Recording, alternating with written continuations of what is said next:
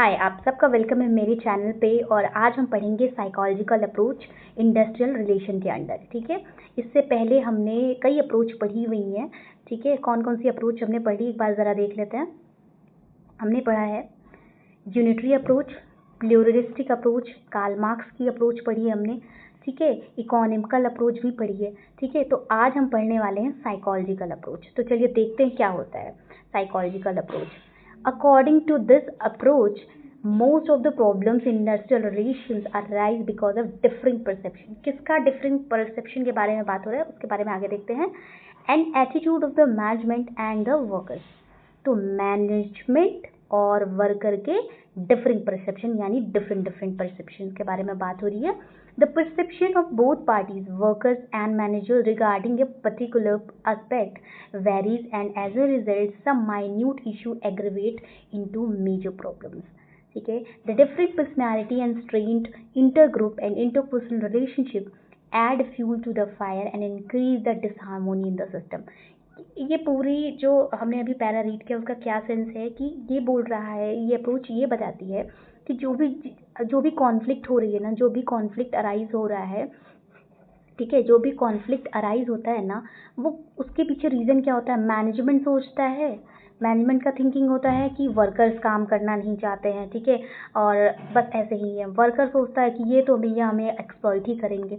ठीक है, तो ये आप देख पा रहे हैं डिफरेंट। अब इसका थिंकिंग पर्सपेक्टिव कुछ और है, इसका पर्सपेक्टिव कुछ और है, जिस वजह से ये कॉन्फ्लिक्ट अराइज हो जाती है। ठीक है, तो यही है साइकोलॉजिकल अप्रोच में। ठीक है, चलिए इसके साथ आप नेक्स्ट अप्रोच अब पढ़ते हैं, गांधीयन अप्रोच।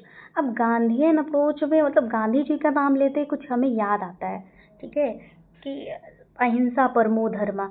ठीक है, ये जो है बिल्कुल भी मतलब शांति प्रिय इंसान, शांति से हर काम करो। इन्होंने इवन सत्याग्रह किया, वो भी शांति से।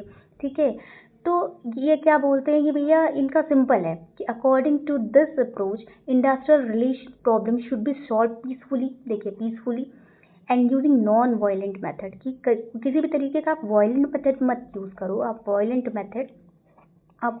मेथड मत यूज़ करो। ठीक है, आप वायलेंट मेथड यूज़ मत करिए। ठीक है, पीसफुल जो भी करना है, अगर आपको कोई इशू अराइज हो रहा है तो आप उस चीज़ को पीसफुली करिए। ठीक है, किसी को भी, चाहे वो मैनेजमेंट हो, ठीक है, या वर्कर के साइड हो, किसी को भी हार्म नहीं होना चाहिए। ठीक है, ठीक।